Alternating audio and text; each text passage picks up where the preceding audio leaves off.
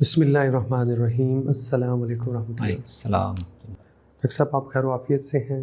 Doctor صاحب ہماری نشستوں کا ایک بڑا مضمون اور موضوع چل رہا ہے، وہ ہے نبی صلی اللہ علیہ وسلم کی سنت کی اشاعت نبی صلی اللہ علیہ وسلم کے دور میں اور پھر صحابہ کے دور میں۔ آج کی نشست کا جو خاص موضوع ہے وہ یہ ہے کہ سنت کی اشاعت کے سلسلے میں نبی صلی اللہ علیہ وسلم کے بعد ہم صحابہ کے ہاں ایک بات دیکھتے ہیں آثار کی روشنی میں کہ وہ سنت کے لیے جہاں نبی صلی اللہ علیہ وسلم کا ریفرنس دیتے ہیں وہاں خلفائے راشدین کا ریفرنس بھی کوٹ کرتے ہیں، گویا کہ وہ اس کو نبی صلی اللہ علیہ وسلم اور خلفاء کے تسلسل میں دیکھ رہے ہیں کہ انہوں نے بھی ایسے کیا، نبی صلی اللہ علیہ وسلم نے بھی کیا، ابو بکر اور عمر اور عثمان نے بھی کیا، بلکہ بعض آثار میں آتا ہے کہ وہ باقاعدہ پوچھتے تھے کہ انہوں نے بھی کیا کہ نہیں۔ تو یہ آثار آج ہمارا موضوع ہوں گے اور اس پہ ہم دیکھیں گے کہ صحابہ اس کو اس طرح کیوں دیکھتے ہیں۔ ہاں، اور اس کا پس منظر یعنی ہمارے سامنے ہونا چاہیے کہ نبی صلی اللہ علیہ وسلم نے بالکل ابتدا میں ہم نے احادیث پڑھی تھی کہ رسول اللہ صلی اللہ علیہ وسلم خود اصل میں اپنے بعد اپنے صحابہ میں کچھ شخصیات کو مقتدا کے طور پر بالکل ٹھیک ان کو نامینیٹ کر رہے تھے، بالکل کہ میرے بعد موقع آپ صرف اشارہ کہ میرے فرماتے بعد ان کی تم نے اتباع کرنی ہے، ان سے رہنمائی لینی ہے، دین ان سے سیکھنا ہے، قرآن ان سے سیکھنا ہے۔ صحیح۔ اور بلکہ ایک مشہور جو روایت ہے اس میں تو آپ نے باقاعدہ یہ تعبیر بھی استعمال کی کہ میرے جو صحیح جانشین ہوں گے، جو اپنی ذمہ داریوں کو صحیح طرح انجام دیں گے، ان کے لیے آپ الخلفاء الراشدین المہدیین مہدیین کا لفظ، کہ میرے بعد لوگ بہت سے اختلافات پیدا کریں گے لیکن تمہارے لیے رہنما علیکم بسنتی وسنت الخلفاء الراشدین المہدیین۔ تو جب آپ اس جماعت کو یا ان خلفاء کو آپ تربیت بھی آپ نے کی اور یہ ذمہ داری بھی ان کو دی اور انہوں نے اس سنت کو رسول اللہ صلی اللہ علیہ وسلم سے سیکھے ہوئی طریقوں کو اختیار بھی کیا، لوگوں کو تعلیم بھی دی، سکھایا بھی، تو اب ان کا بھی ایک ریفرنس بن جانا یہ فطری بالکل ٹھیک چیز۔ آپ نے بڑا اچھا اس بات کو جوڑ دیا ہے اس کے پس منظر کے ساتھ۔ اب ہمیں آثار سمجھنے میں بڑی آسانی رہے گی کہ وہی وجہ تھی نبی صلی اللہ علیہ وسلم کے فرامین کی کہ صحابہ اس کو بطور ریفرنس بعد میں بھی استعمال کرتے تھے۔ خلفائے راشدین کا عمل اور جو رسول اللہ صلی اللہ علیہ وسلم سے ہی چلا آ رہا تھا، تو اس کا بھی ایسے ہی حوالہ دیا جاتا ہے سنت سمجھنے میں یا دین نے ہمیں کیا طریقہ سمجھایا، جیسے کہ رسول اللہ صلی اللہ علیہ وسلم۔ بالکل صحیح، بالکل صحیح۔ حضرت انس کہتے ہیں کہ میں نے نبی صلی اللہ علیہ وسلم سے کے پیچھے اور ابو بکر اور عمر اور عثمان کے پیچھے نماز پڑھی اور میں نے کسی کو بسم اللہ جہری طور پر پڑھتے ہوئے نہیں دیکھا۔ جی، کوئی موقع ہوگا جس موقع پہ وہ کسی سے بات کریں، لیکن وہ ریفرنس جو ہے وہ نبی صلی اللہ علیہ وسلم اور خلفائے راشدین کا دے کر کہہ رہے ہیں کہ میں نے ان سب کے پیچھے نماز پڑھی اور میں نے ان میں سے کسی کو ایسے کرتے نہیں دیکھا۔ اب اس طرح کی اور بہت سے آثار ہیں، تو اس کا یعنی یہ بات کہنے کی یا حوالہ دینے کی ضرورت ان کو کیوں پیش ہے؟ تو ایک تو پہلو میں نے جیسے عرض کیا کہ صحابہ کی جماعت میں اور اس دور میں رسول اللہ کے عمل کا تسلسل آگے ہمارے پاس کس شکل میں آیا ہے، تو وہ خلفائے راشدین کے بالکل عمل کی صورت میں آیا۔ صحیح۔ اور دوسرے مختلف مسائل میں اس کا حوالہ دینے کی ضرورت اس لیے پیش آئی کہ آگے چل کر ہمیں لگتا ہے کہ بہت سے مسائل میں بعض لوگوں نے، بعض صحابہ نے بھی اجتہاداً یا کسی دوسرے پہلو سے جو ایک معروف طریقہ تھا اس سے مختلف بھی ایک عمل کرنا شروع کیا۔ ٹھیک۔ تو اس کا فقہی جواز ضروری نہیں کہ اس طرح کی ساری چیزیں بدعت ہوں، تو اکثر مثالوں میں ہم دیکھیں گے کہ وہ اجتہادی ہی ہیں۔ صحیح۔ اور کسی ایک مثال کو سامنے رکھ کر یا اجتہاداً کسی نے اس سے مختلف طریقہ اختیار کیا، تو وہاں پر جو صحابہ پچھلے رسول اللہ کی سنت کو بھی اور پچھلے عمل کو بھی مشاہدہ کرتے چلے آ رہے ہیں، وہ پھر لوگوں کے سامنے واضح کرتے ہیں کہ ہاں یہ طریقہ انہوں نے اختیار تو کر لیا ہے، لیکن رسول اللہ صلی اللہ علیہ وسلم کا طریقہ اور جس کو ان خلفاء نے بھی جس کی کنٹینیوٹی کو قائم رکھا وہ یہ تھا۔ بالکل ٹھیک، بالکل صحیح۔ تو حضرت انس بھی ایسا لگتا ہے کہ ان کے دور میں ان کو عمر کافی لمبی پائی ہے، اچھا اچھا، 110 سال کے قریب۔ اچھا اچھا، تو ایسا لگتا ہے کہ ان کے دور میں، آخری دور میں، تو بعض روایات بھی ہیں نبی صلی اللہ علیہ وسلم نے بعض موقع پہ اونچی آواز سے بھی بسم اللہ تعلیم کے لیے یا پڑھی ہوگی، لیکن عام معمول یہی تھا ٹھیک ہے، کہ بالکل آپ الحمدللہ سے تلاوت کا آغاز کرتے تھے۔ بسم اللہ اگر پڑھتے تھے تو وہ سرن پڑھتے تھے، بعض صحابہ یہ کہتے تھے کہ آپ پڑھتے ہی نہیں تھے، اس طرح کے بھی آ رہا تھی۔ لیکن بہرحال جب یہ کچھ لوگوں نے یہ پڑھنا شروع کیا، ان میں بعض صحابہ بھی تھے، میرے خیال میں مجھے یاد پڑتا ہے کہ عبداللہ بن زبیر یا بعض دوسرے صحابہ، وہ پھر جہراً بسم اللہ پڑھتے تھے۔ تو اس موقع پر سیدنا انس نے یہ واضح کیا کہ میں نے نماز حضور کے بھی پیچھے بھی پڑھی ہیں اور خلفاء تینوں خلفاء کے پیچھے بھی پڑھی ہیں، وہ اونچی آواز سے بسم اللہ نہیں پڑھتے۔ بالکل ٹھیک۔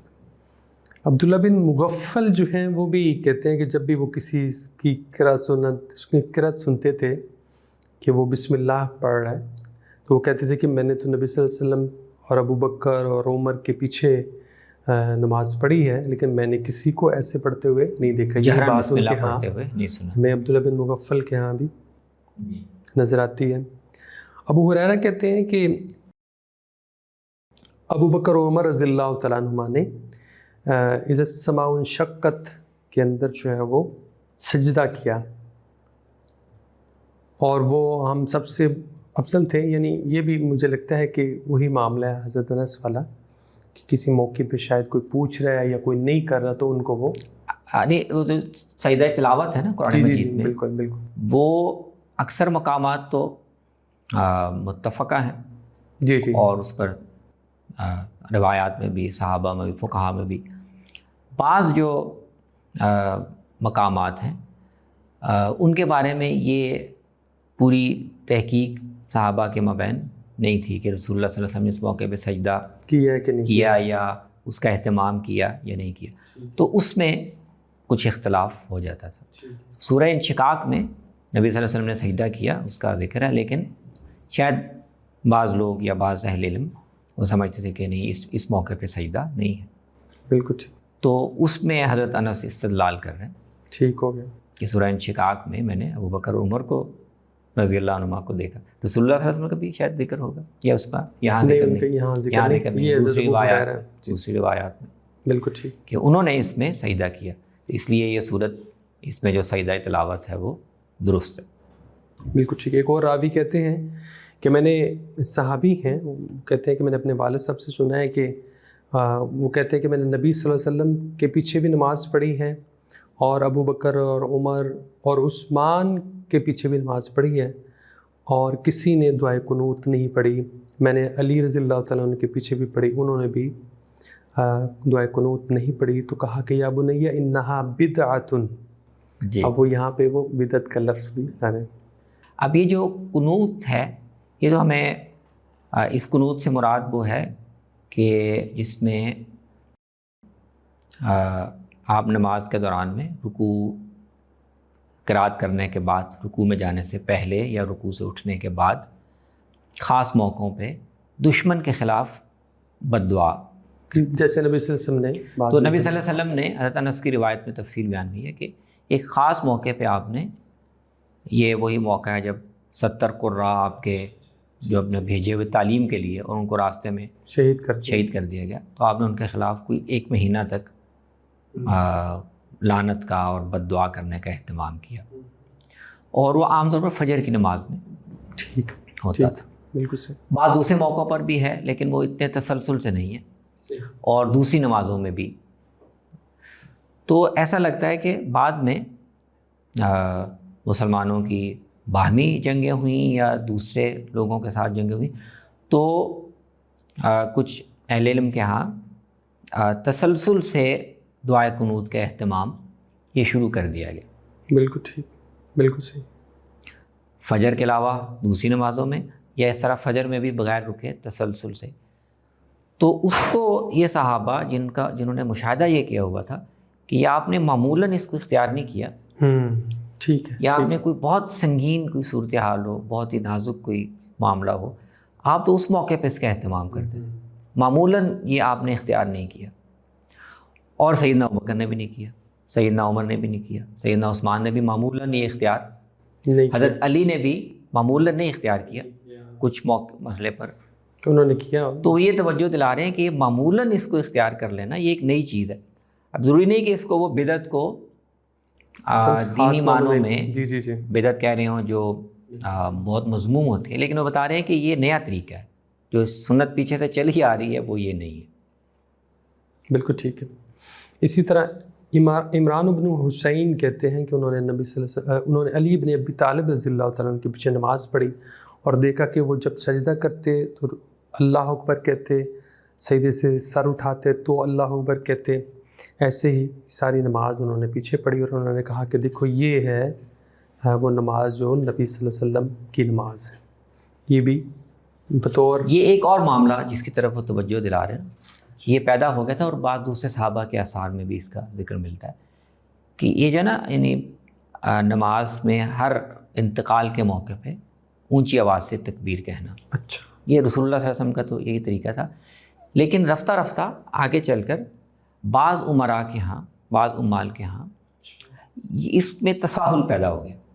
اچھا اچھا اچھا، ٹھیک ہے، یعنی وہ اللہ اکبر رکوع میں جاتے اٹھتے وہ بلند آواز سے کہنے کا اہتمام کرنے میں ان کو تساہل ہو گیا، تو وہ آہستہ سے کہہ کے بھی چلے جاتے۔ تو اس سے کئی جگہوں پر لوگوں نے شاید نئے لوگوں نے یہ سمجھا یا ان کو احساس ہوا کہ شاید یہ سنت کا حصہ نہیں ہے۔ تو کئی آثار میں ہے کہ صحابہ کو پھر باقاعدہ ان کو سمجھانا پڑا، یعنی سنت یہی ہے، یہ ان لوگوں نے تساہل اختیار کرنا شروع کر دیا۔ رسول اللہ صلی اللہ علیہ وسلم کی سنت یہی ہے، بالکل صحیح، کہ وہ گن کے بھی بعض آثار میں ہے کہ 22 تکبیریں بنتی ہیں 4 رکعت کی، اچھا اچھا اچھا، گن کر 22 دفعہ اللہ اکبر آپ کہتے تھے اور وہ سنائی دیتا تھا لوگوں کو، بالکل صحیح۔ تو وہ اسی کا حوالہ دے رہے ہیں سیدنا علی کہ سیدنا علی جو نماز پڑھائی ہے یہی رسول اللہ کی سنت کا، بالکل صحیح۔ اسی طرح ایک اور اثر ہے اس میں، تو ایک راوی بیان کرتے ہیں صحابی کے یہی ہر انتقال پہ تکبیر کہنی ہے، جی تو جی حتیم کہتے ہیں کہ یہ آپ نے کہاں سے یاد کیا ہے، یہ آپ کو کہاں سے پتہ چلا؟ تو انہوں نے کہا کہ عن النبی و ابی بکر و عمر رضی اللہ عنہما، تو میں نے تو ان سب سے یہ سیکھا ہے۔ تو انہوں نے پوچھا کہ عثمان سے بھی؟ تو انہوں نے کہا ہاں عثمان سے بھی یہ سیکھا۔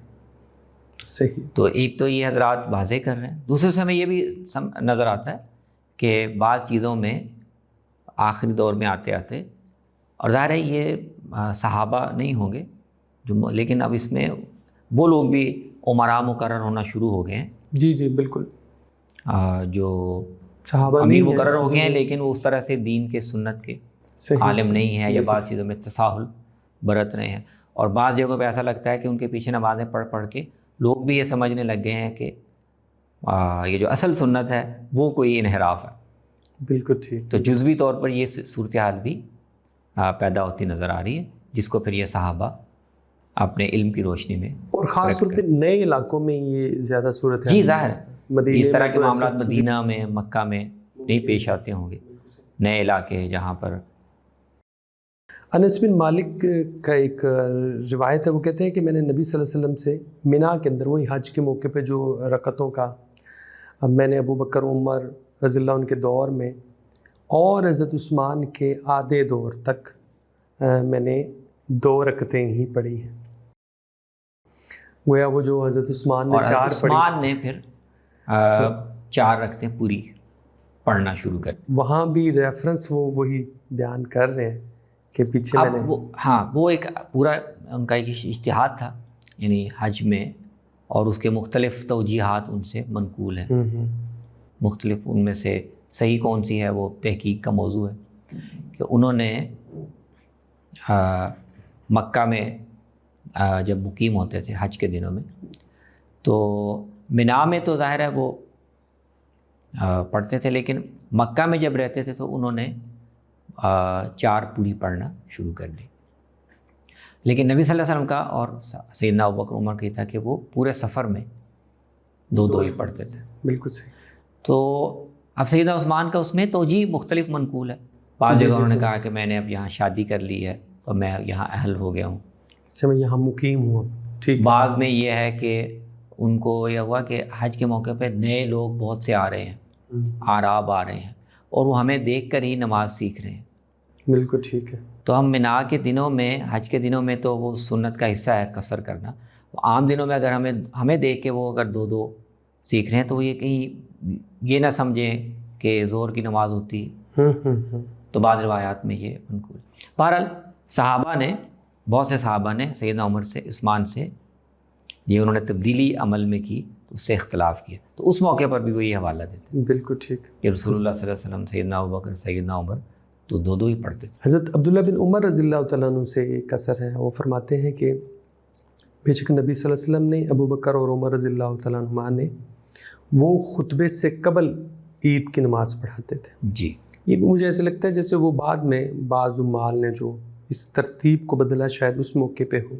جی. تو طریقہ تو یہی تھا کہ پہلے آپ عید کی نماز ادا فرماتے تھے اور پھر بعد میں خطبہ دیتے تھے.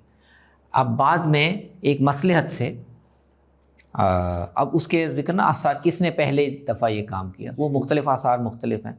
بعض میں ذکر ملتا ہے کہ سیدنا معاویہ نے پہلی دفعہ ایسے کیا، بعض میں ملتا ہے کہ مروان نے ایسے کیا، بعض میں عبداللہ بن زبیر کا ذکر ملتا ہے.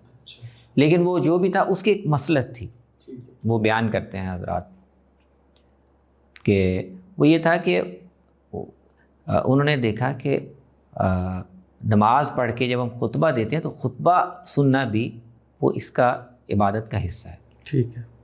اس کو بھی سننا چاہیے پورا، صرف نماز پڑھنے کے لیے لوگ نہیں. ایسے ہی جیسے جمعے کا حصہ ہے نا کہ آپ نے صرف نماز نہیں پڑھی، خطبہ بھی سننا ہے.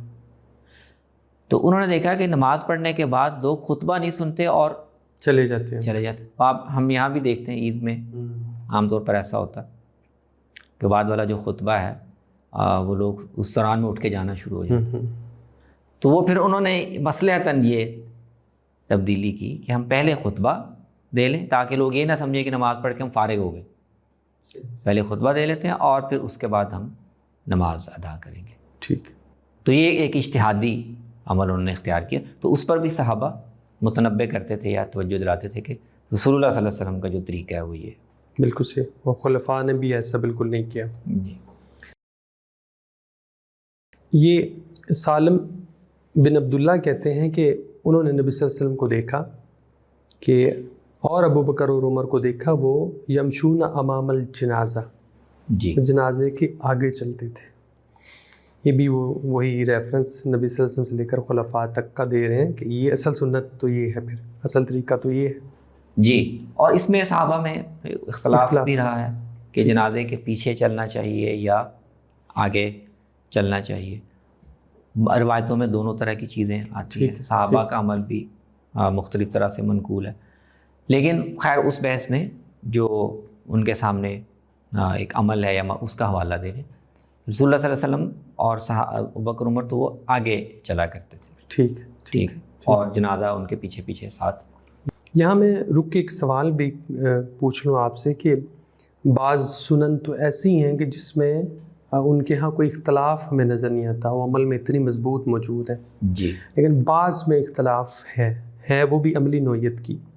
تو کیا اس میں خود رسول اللہ صلی اللہ علیہ وسلم سے ہی کئی طریقے منقول ہیں یا آپ نے خود گنجائش رکھی تھی، اس کو اس طرح ایز اے سنت جاری نہیں فرمایا؟ یہ بالکل درست سوال ہے. اور یہ آگے ہم کچھ اور آثار دیکھیں گے تو اس سے ہمیں سنن جن کو ہم کہتے ہیں یعنی دین کے عملی احکام اور ان کا طریقہ، تو اس میں بھی ایک مزید کیٹیگرائزیشن ہو جاتی ہے. صحیح. کچھ تو متفق علیہ سنن ہے، ان کا ابلاغ اشاعت یکساں طرح ہوئی ہے.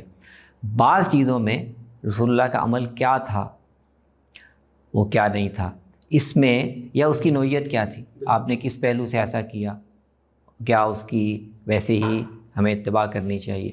تو اجتہادی اختلافات بھی بعض چیزوں میں بالکل ٹھیک ہے. بالکل صحیح.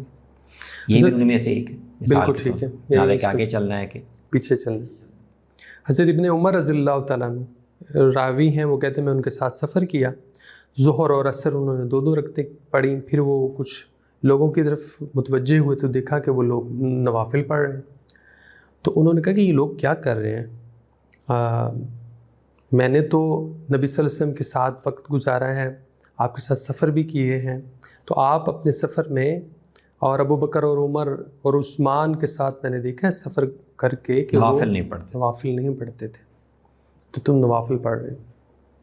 یہ بھی ان کی توجہ منع تو نہیں ہے، لیکن بلکہ اس کی انہوں نے ایک دلچسپ تبصرہ یہ بھی کیا کہ اگر میں نے نفل پڑھنے ہیں تو میں نماز فرض پورے پڑھوں۔ یعنی سفر میں جہاں اللہ تعالیٰ نے یہ رخصت دی ہے، جس وجہ سے رخصت سے فائدہ اٹھایا جائے، تو فرض اللہ نے تخفیف کر دی ہے، اور رسول اللہ اور خلفاء کا عمل بھی ہے کہ پھر نفل نہ پڑھے جائیں، سنن جس کو ہم کہتے ہیں رواتب وغیرہ، وہ نہ پڑھے جائیں، تو یہ تو اس کے برعکس عمل ہے۔ بالکل صحیح۔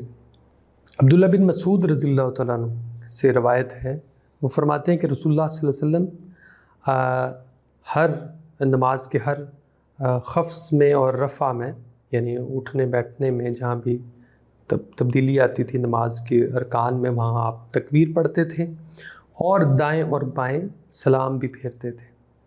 اور کان ابو بکر و عمر یفعلانہ، ابو بکر عمر بھی ایسا ہی کرتے تھے۔ تو عبداللہ بن مسعود جیسی شخصیت بھی نبی صلی اللہ علیہ وسلم کے ساتھ ابو بکر و عمر رضی اللہ تعالیٰ عنہ کا، یہ وہ مقتدا تو سب کے لیے۔ بالکل صحیح۔ اور اس میں ایک تو تکبیر کا معاملہ ہے، ایک تو اس کی وضاحت کر رہے ہیں، وہ پہلے بھی ہم کر چکے ہیں۔ اور ایک بات جو یہاں وہ نمایاں، وہ سلام دونوں طرف پھیرنے کا۔ تو اگرچہ روایات میں اور بعض صحابہ کے آثار میں یہ ہے کہ بعض موقعوں پہ آپ ایک سلام پہ بھی اکتفا کرتے تھے۔ اچھا، وہ روایات بھی صحیح ہیں۔ ٹھیک، بالکل صحیح۔ یعنی ایک دفعہ السلام علیکم ورحمۃ اللہ اور نماز مکمل ہو، لیکن عام عمل یہی تھا کہ ایک سلام دائیں طرف اور ایک بائیں طرف۔ تو وہ ایسا لگتا ہے کہ بعض لوگوں نے جب شاید معمولاً اختیار کر لیے ایک سلام کو، یا ممکن ہے کہ عبداللہ ابن مسعود رضی اللہ عنہ کے سامنے وہ عمل نہ ہو، اور وہ جو معمول کا ایک عمل تھا اس کا حوالہ دے کر بتانا چاہ رہے ہیں لوگوں کو۔ بالکل صحیح کہ آپ کا جو عمل تھا یا خلفائے راشدین کا، وہ 2 سلام پھیرنا۔ تو یہاں پر بھی وہ ریفرنس میں خلفائے راشدین۔ بالکل صحیح۔ عبد الرزاق راوی ہیں، وہ کہتے ہیں کہ اہل مکہ جو ہیں وہ یہ کہتے تھے کہ بھئی ابن جریج کی نماز جو ہے وہ پڑھا کرو، یعنی اس سے نماز سیکھا کرو۔ تو انہوں نے عطا سے سیکھی، اور عطا نے ابن زبیر سے، اور ابن زبیر نے ابو بکر سے، اور ابو بکر صدیق رضی اللہ تعالیٰ عنہ نے نبی صلی اللہ علیہ وسلم سے یہ نماز سیکھی تھی۔ اور وہ کہتے ہیں کہ میں نے ان سے زیادہ اچھی اور خوبصورت نماز پڑھتے ہوئے کسی کو نہیں دیکھا ابن جریج سے۔ یہ بھی وہی تسلسل ہے کہ نبی صلی اللہ علیہ وسلم اور پھر ابو بکر صدیق، اور پھر یہ نماز کا جو طریقہ اور یہی چیز۔ جی، تو بہت سی چیزیں تو تعامل میں موجود ہیں، بہت سی چیزوں میں اگر کہیں فرق واقع ہو رہا ہے تو خلفائے راشدین کی سنت کا حوالہ دے رہے ہیں۔ لیکن ہم دیکھتے ہیں کہ جیسے جیسے وقت گزر رہا ہے، اور خاص طور پہ جہاں جہاں کچھ اجتہادی اختلافات بھی پیدا ہو رہے ہیں نماز کے طریقے میں، خاص طور پہ جزئیات میں، صحیح، اور اس میں رسول اللہ کا عمل کیا تھا یا ترجیح کس عمل کو ہے، اس میں کچھ اختلافات بھی پیدا ہو رہے ہیں۔ ٹھیک ہے، تو پھر اس میں ایک نئی کیٹیگری پیدا ہو جاتی ہے کہ سنت کی تحقیق میں رسول اللہ کا غالب عمل کون سا تھا، اس میں پھر مختلف صحابہ کے عمل کا حوالہ دیا جاتا ہے۔ تو یہ پھر ایک یعنی جزئیات میں بعض چیزوں کی تحقیق میں جہاں پہ کوئی متفقہ عمل نہیں ہے، مختلف صحابہ کے مختلف اعمال ہیں، تو پھر یہ ایک بحث بھی آہستہ آہستہ پیدا ہونا شروع ہو جاتی ہے جزوی چیزوں میں، کہ رسول اللہ صلی اللہ علیہ وسلم کا جو طریقہ نماز حضرت ابوبکر کے ذریعے سے آیا ہے، کوئی حضرت علی کے ذریعے سے آیا ہے، کوئی عبداللہ ابن مسعود کے ذریعے سے آیا ہے، تو سب پھر ان اکابر صحابہ کا بھی حوالہ۔ بالکل صحیح، بالکل صحیح۔ میں آخر میں ایک چیز پوچھنا یہ چاہتا ہوں کہ جیسے ہم نے کچھ نشستوں میں تفصیل سے سیاسی ڈیولپمنٹ پہ بات کی تھی، خلافت سے ملوکیت کی طرف جو معاملہ چلا گیا، تو کیا یہ جو ریفرنس دیا جاتا ہے، صحابہ کہہ رہے تھے کہ فلاں خلفاء، تو یہ جو رک گیا، یہ بھی اس کی ایک وجہ ہے کہ صحابہ بس اب ابو بکر عمر اور عثمان کا ذکر کرتے ہیں اور بس کہتے ہیں کہ یہ سنت تھی، وہ جو ملوکیت کی طرف معاملہ چلا گیا اس سے یہ بھی بہت اہم سوال ہے، اور یہ بالکل صحیح آپ کا ملاحظہ ہے کہ حوالہ دینے میں کہ یہ وہ دور ہے، یہ وہ خلفاء ہیں جن کے دور تک سنت جیسا کہ حضور نے جاری کی ہے اس پر عمل تھا، وہ بلا اختلاف جاری تھی، تو عام طور پر پھر اسی دور کا حوالہ دیا جاتا ہے۔ صحیح جیسے اختلاف پیدا ہوا جی اور اس میں پھر سیاسی اختلاف بھی پیدا ہو گیا، آراء مختلف ہو گئی، تو اس کو پھر حوالہ بنانے سے اہل علم بھی گریز کرتے ہیں۔ بالکل، تو وہ شخصی، اس کے بعد پھر شخصی حوالہ وہ دے دیتے ہیں، ظاہر ہے اکابر صحابہ تو موجود ہیں، تو وہ شخصی طور پر ان کے عمل سے استدلال کرتے ہیں۔ عبداللہ بن مسعود نے ایسا کہا، عبداللہ بن عباس نے یوں کہا، سیدنا علی نے یوں کہا، بالکل ٹھیک۔ لیکن جس کو وہ ایک مشترک اور متفق علیہ دور سمجھتے ہیں، جس کا حوالہ بغیر کسی بحث کے دیا جا سکتا ہے، وہ پھر دور اختلاف سے پہلے کا دور۔ بالکل، اس لیے عموماً آپ کو یہی ملے گا، سیدنا عثمان تک کے دور کا لوگ حوالہ دیتے ہیں، بالکل صحیح، اس سے آگے پھر نہیں دیتے۔ بڑی عمدہ گفتگو رہی، آپ کو اللہ تعالیٰ جزائے خیر دے، آپ نے اپنا قیمتی وقت ہمیں عنایت فرمایا۔ انشاءاللہ پھر آپ سے ملاقات ہوگی۔ السلام علیکم۔ وعلیکم السلام۔